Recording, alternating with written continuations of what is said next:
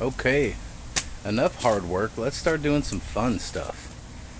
Getting the interior started, getting that back together.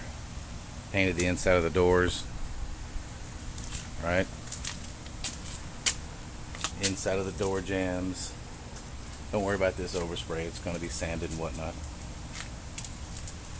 Not doing anything pretty right now, just kind of throwing it together. Went ahead and painted the back wall. Why not? A lot of trim is going to cover, so just putting a little bit of paint. Door. I did the underside of the dash already. I actually did that prior to doing the floors. You might have seen it before, but it looks good. Actually did it in the Flex Seal, the same spray that we did the dash pad with, so it would kind of match the texture and the color. So there's my front driver door. It's drying. And yeah, check it out. What an awesome invention. Turbo cans. They paint so good. Might not do the outside with them, but as far as just the inside, that is plenty good enough for me. Let's move that. Yep. Alright. We're going to keep going. Just a quick snippet of my headliner. I'm using a faux woven vinyl, just a fabric backed vinyl, and I got a little ahead of myself. That's the original headliner backing. I just once again used the spray adhesive, sprayed it down, try to tuck it around the contours up there, and I've got these straps kind of holding up the edges so it'll keep that curved shape that it's going to need. So just thought I would throw this in. Wasn't much to it. Headliner came down pretty easy once the trim around the top of the doors and all were taken off. So there we go. Well, we have a new plan for the headliner. See that? Yeah, it sort of fell apart. Not using that anymore. I'll show you what I am using. That's what I'm using for my headliner now. For the backing anyway. It's about 1/4 inch thick. It's a roll of foam. Got from Walmart, like 10 or 15 bucks. It's about 18-20 inches wide. So instead of that hard backing for the headliner that we had, obviously it crumbled apart. What I'm going to do is I'm just going to use spray adhesive on the roof of the cab.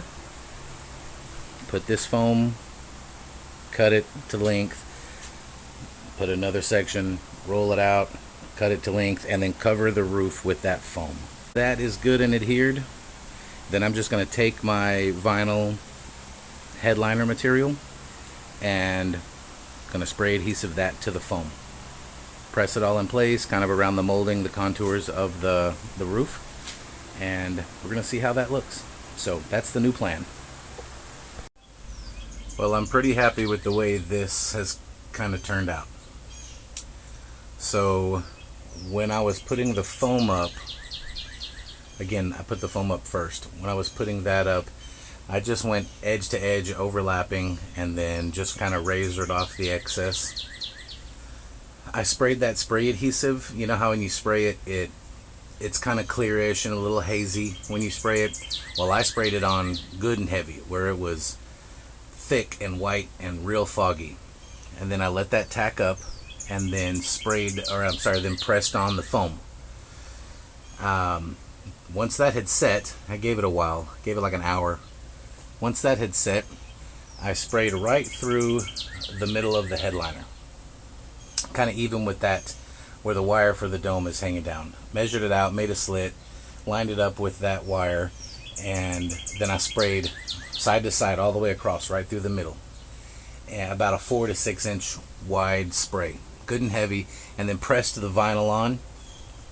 Rub it on smooth, real firm, and then I kind of started working my way little by little, 4 or so inches at a time, going across, and smoothing it to the sides and smoothing it towards the windshield, and just pushed it out all the way to the windshield. Sorry about that glare.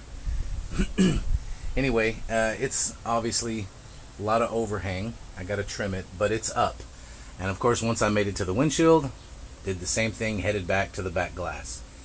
I went ahead and put the plastic trim pieces that we had painted, again, sorry about that glare, the plastic trim pieces that we had painted, I put those on because that's ultimately what really holds it in place. And then kind of along the glass trimmed off the excess vinyl. I did that and left this overnight to make sure that it was up there right. You know how spray adhesive is. Sometimes it holds forever, sometimes it doesn't hold. But so far we're holding good. We have the kind of the molding along the roof. It's holding the shape. So I think now I'm happy with it. I'm going to go ahead and put the rest of the plastic trim pieces all the way around the cab, trim off my excess, and once that's all on, we'll see how it really looks. So far so good. Got the rest of the trim in. I like it. It looks good. Everything's trimmed up nice and tight. It's kind of tough to get back in there, honestly, but it looks really nice. Weird thing though, gap right there, gap right there. Everything else is lined up the way it's supposed to. If you guys know what goes there, let me know. I've looked and looked and looked and I can't find, a small little piece, but there's two little holes there, like something snaps in. Like I said, it's the same on both sides. So other than that, the trim looks good.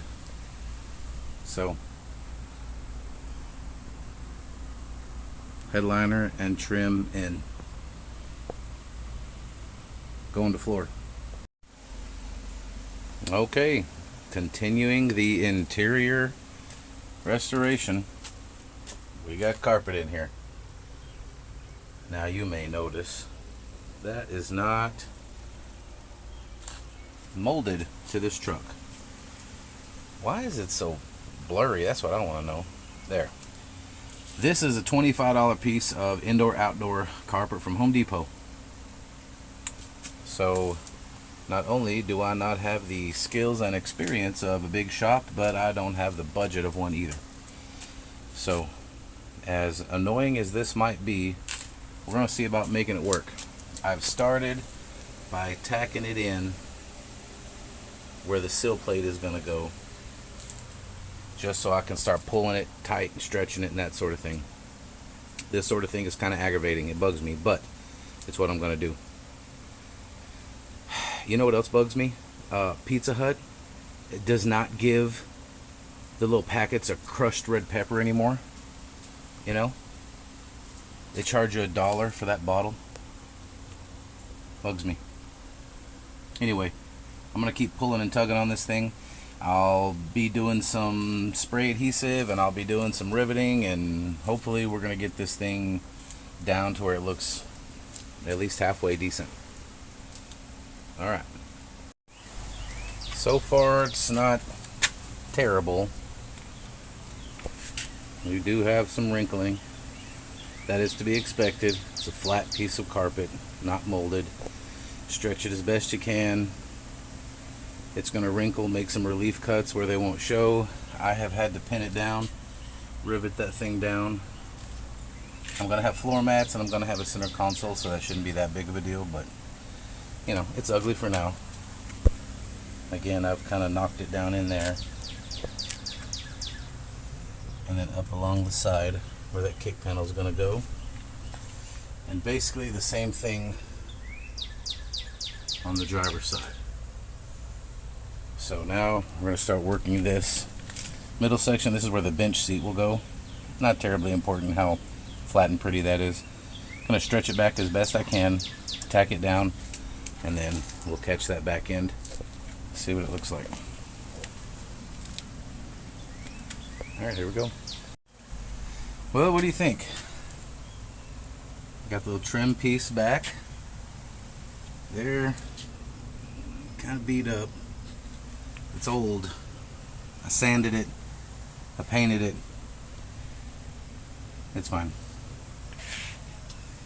Alright, we've got some wrinkles. We've got some wires. Disregard. That's for, later.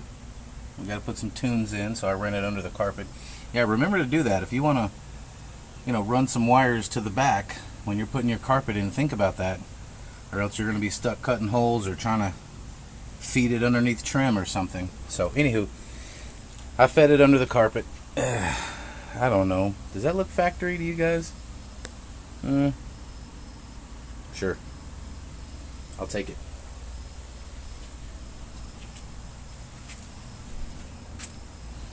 I didn't have any trim for the back. Kind of tucked it and riveted it in. I'm not sure what I'm going to do about this back wall. I might get another piece and take it up. I may just leave it with that foam. I'm not sure. Had to make a couple of folds. This is something that you just can't explain. When you get in here and you try to put a flat piece of carpet, you're going to see what all you got to do. Let's get to the passenger side. Yeah, folds. Sorry, the sun and the glare. The folds are fairly symmetrical. I mean, like I said, it was flat.